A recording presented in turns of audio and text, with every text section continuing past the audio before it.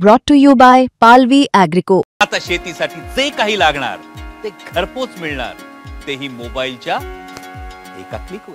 मुंबई पोलिसांकडून मनोज जरांगे पाटील यांना समन्स बजावण्यात आलेला आहे, नोटीस पाठवण्यात आलेली आहे आणि त्यांना आता चौकशीसाठी हजर राहायला सांगण्यात आलेलं आहे।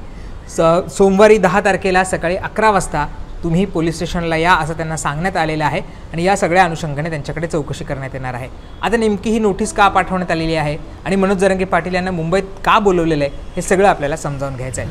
तुम्हाला सगळ्यांनाच माहिती असेल तर मनोज जरांगे पाटील यांनी एक आंदोलन उभारलं होतं। खरं तर ते मुंबईमध्ये आले होते आणि मुंबईमध्ये त्यांनी आझाद मैदानावर आंदोलन केलं होतं, उपोषण केलं होतं। आरक्षणाच्या मागणीसाठी हे सगळं आंदोलन होतं। त्यावेळेस केवळ 1 दिवसाची परवानगी ही आंदोलनाला दिली होती, परंतु त्यानंतर हे आंदोलन वाढत गेलं। काही दिवस हे आंदोलन चाललं आणि या सगळ्यामध्ये खरं तर न्यायालयाने सुद्धा अनेक गोष्टी यामध्ये बोलल्या होत्या, अनेक ताशेरे सुद्धा ओढले होते।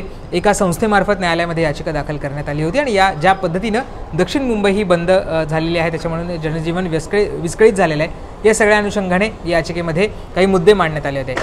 न्यायालयाने या सगळ्यामध्ये निर्णय दिला होता, हस्तक्षेप केला होता आणि न्यायालयाने म्हटलं होतं की तात्काळ हे आझाद मैदान आहे ते रिकामं करण्याचे आदेश दिले होते आणि ज्या पद्धतीनं काही कुठे नियम डावलले असतील, काही कायद्याचं उल्लंघन झाले असेल तर गुन्हेसुद्धा दाखल करण्याचे आदेश हे न्यायालयाने पोलिसांना दिले होते। यामध्ये आता काही गुन्हे हे या दरम्यान दाखल झाले होते आणि या गुन्ह्यांच्या चौकशीसाठी आता मनोज जरांगे पाटील यांना ही नोटीस पाठवण्यात आलेली आहे।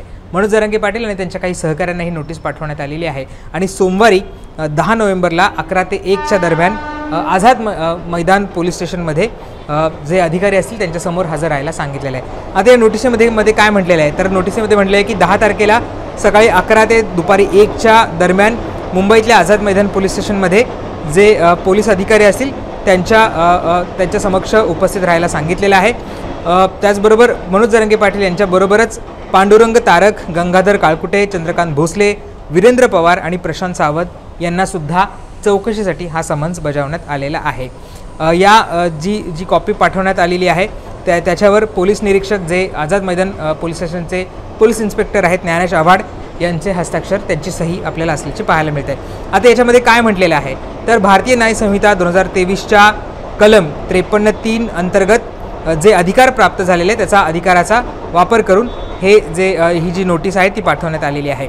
त्यांच्यामध्ये म्हटलेलं आहे की आझाद मैदान पोलीस स्टेशनमध्ये जे गुन्हे नोंदवले गेलेले आहेत त्याच्यामध्ये 214/225 कलम 189/2, 189/3, 190, 223 126/2, 271, 272 भारतीय न्याय संहिता 2023, त्याचबरोबर कलम 37(3), 38, 135, 136 महाराष्ट्र पोलीस अधिनियम या सगळ्याच्या अंतर्गत जे गुन्हे दाखल झालेले आहेत त्याच्यामध्ये जी चौकशी करायची आहे त्या अनुषंगाने आता ही नोटीस पाठवण्यात आलेली आहे।